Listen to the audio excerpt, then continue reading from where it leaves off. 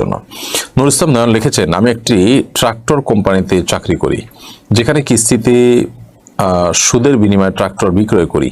এই প্রতিষ্ঠান থেকে অর্জিত অর্থ আমার জন্য হালাল হবে কিনা? আপনি সুদের বিনিময়ে ট্রাক্টর বিক্রি করার কাজে যদি চাকরি করেন তাহলে অবশ্যই আপনার সেই উপার্জন হালাল হবে না। কারণ নবী করিম সাল্লাল্লাহু আলাইহি ওয়াসাল্লাম বলেছেন, লাআনাল্লাহু আকালার রিবা ওয়া মুকিলাহু ওয়া কাতিবাহু ওয়া শাহিদাইহি।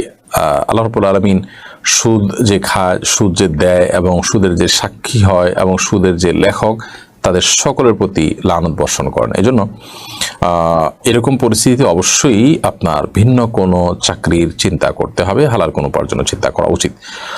জন্য নুর ইসলাম নয়ন লিখেছেন, আমি একটি ট্রাক্টর কোম্পানিতে চাকরি করি, যেখানে কিস্তিতে সুদের বিনিময়ে ট্রাক্টর বিক্রয় করি।